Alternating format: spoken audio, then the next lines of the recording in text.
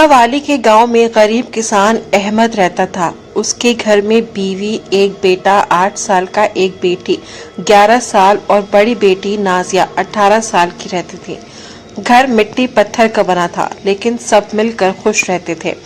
गांव वाले कहते थे इस घर के पीछे एक टूटा हुआ पीपल का पेड़ है, जिसके नीचे पहले कब्र हुआ करती थी। परिवार ने कभी ध्यान नहीं दिया।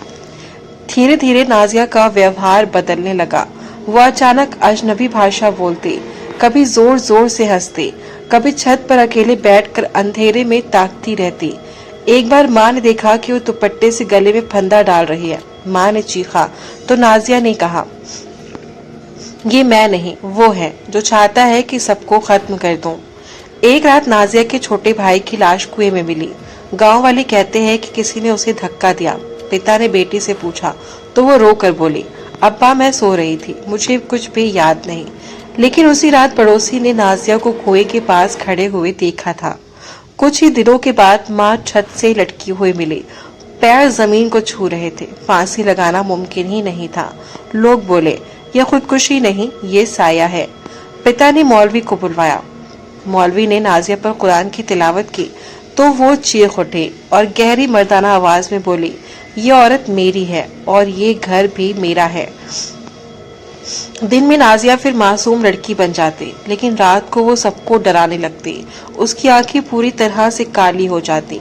वो कहती, मुझे छोड़ दो, मुझे याद नहीं कि मैं क्या करती हूँ। लेकिन आस पड़ोस में हादसे होने लगे।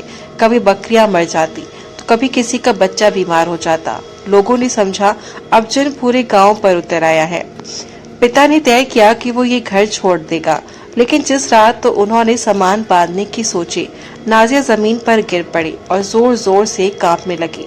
उसकी आंखों से खून के आंसू बहने लगे। उसने चीख कर कहा, आखिरी एक की बारी है और घर खाली हो जाएगा। सुबह गांव वालों ने देखा कि पिता मरे पड़े हैं। चेहरे पर घुटन और आंखें बाहर निकली हुई हैं। कोई भी चोट के निशान नहीं थे, लेकिन मौत साफ नजर आ रही थी। अब घर में सिर्फ नाजिया बची थी। पुलिस आई, लेकिन उसके खिलाफ कोई सबूत नहीं मिला। जब उसने पूछा गया कि क्या हुआ, तो वो बस इतना कहती, मुझे कुछ याद नहीं, मैं सो रही थी। गांव वाले कहते हैं कि जब पुलिस उसे ले जा रही थी तो वो गहरी हंसी हंस रही थी। वो मर्दाना आवाज जो रात में लोग बताते हैं कि खिड़की से एक लड़की की परछाई झांकती है। कई बार कुएं से किसी बच्चे की रोने की आवाज भी आती है। गांव के लोग यकीन से कहते हैं नाजिया को जिन ने सिर्फ इस्तेमाल किया था और पूरे परिवार को उसने खत्म कर दिया।